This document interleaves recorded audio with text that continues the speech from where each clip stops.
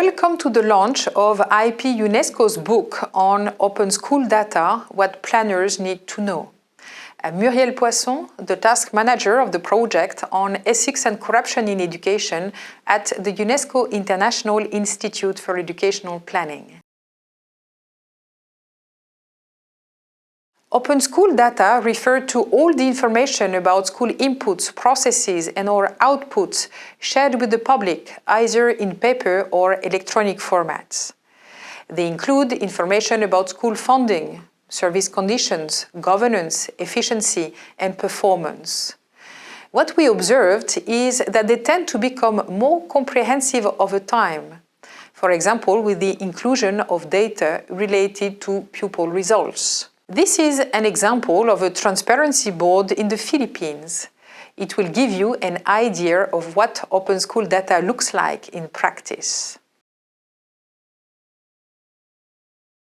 We have observed a rapid change in recent years, with more and more countries throughout the world engaging in the release of school information.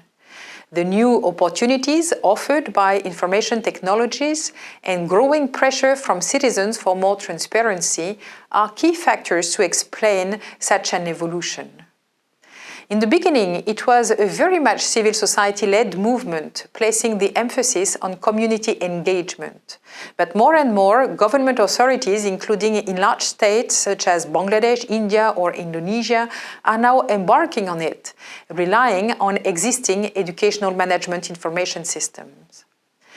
This means that school data that used to be kept by the administration for its own use are now in the hands of all citizens. This is a major change that we at IP UNESCO wanted to document and understand better by asking questions such as: what are the most critical data to publish? What format is most likely to encourage communities to make use of data? How to foster the active engagement of citizens? And what actions are required to close the accountability loop?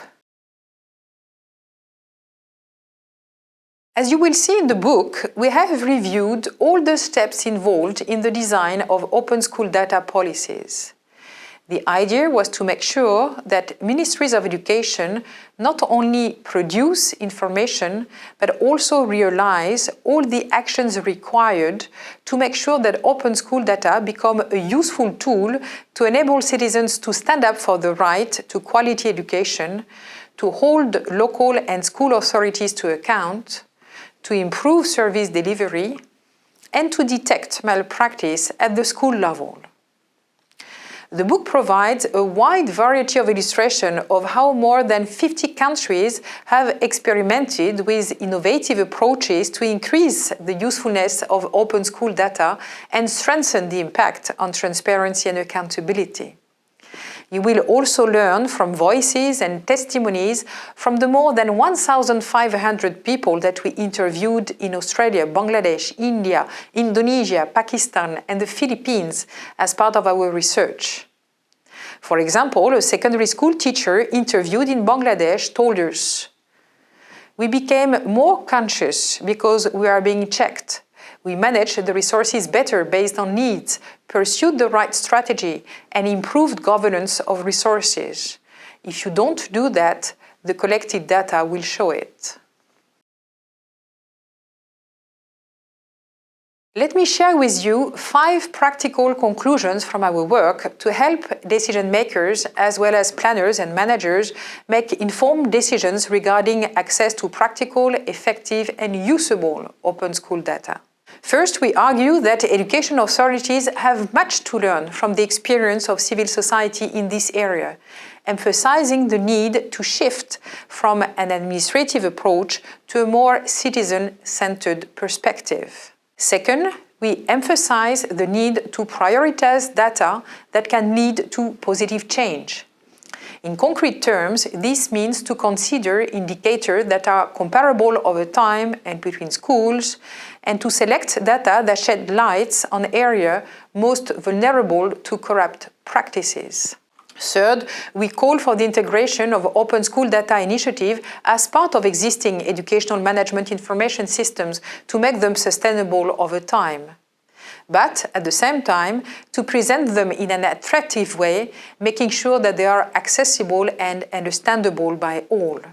Fourth, we argue that it is important that the objectives of open school data evolve over time from an information and communication tool to an accountability and anti-corruption tool.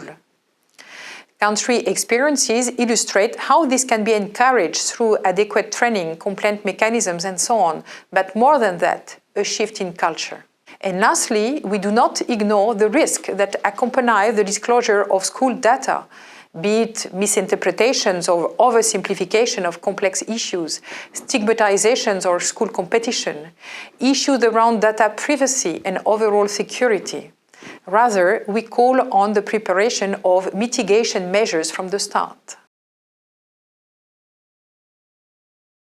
We invite you to download the full book on IP UNESCO's website. Join us to exchange about it at our CIS Pajama session scheduled on Thursday, the 21st of April from 1 to 2:30 p.m. CST time, whether you're an academic, ministry representative, or civil society member. Learn more about our work on Ethico, IP's online resource platform dedicated to ethics and corruption in education.